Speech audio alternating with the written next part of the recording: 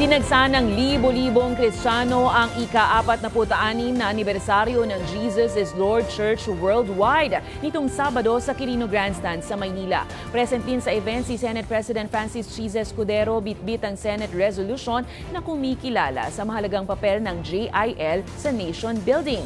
Habang napahanga naman ang mga dumalo sa magarbong drone show na lalong nagpaningning sa naturang selebrasyon. May balitang A to Z, si Ian Maghano. Tunay na si Jesus ay Diyos!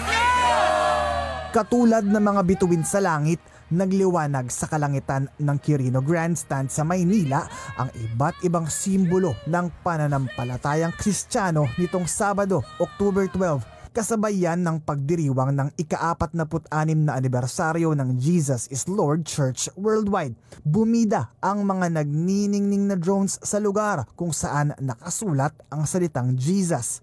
Ipinakita rin ito ang official logo ng JIL at ang mensahe at paalala na Christ is the answer.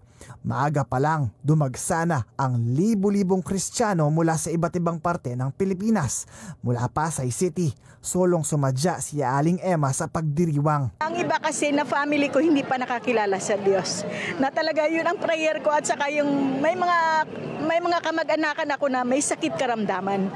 So talaga yun ang dinudulog ko this 46th year anniversary kasi Christ is the answer. Ang binata naman na si Gian mula Pasig City, nais ang lalong mapalapit sa Panginoon. Gusto ko rin pong mas mapalapit po kay God and to have a relationship with Him po. Habang ang stroke survivor na si Shirley mula Imus, Cavite, nais magpasalamat sa Diyos matapos dinggin ang hiling na gumaling sa sakit. Kung hindi ka nakakapit sa Panginoon, hindi ko alam kung nasaan ako ngayon.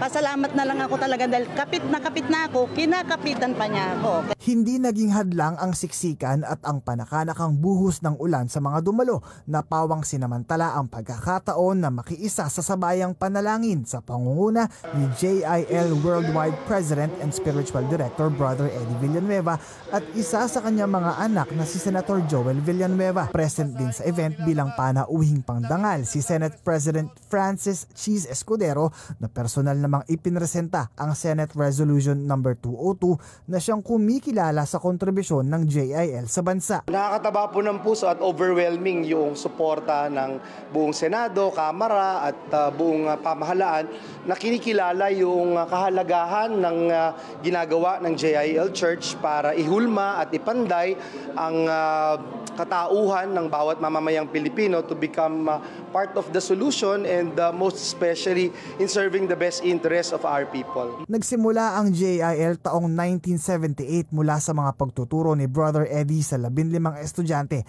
at ngayon aabot na ang JIL Church sa 82 probinsya sa Pilipinas at 70 mga bansa sa buong mundo. Ano man ang pinagdadaanan mong problema sa buhay, pagsubok sa buhay, testings and trials of life, gabundok man ang problema mo.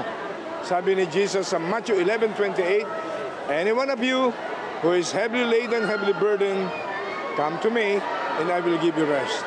Para sa Balitang A to Z, Ian Maghanoy.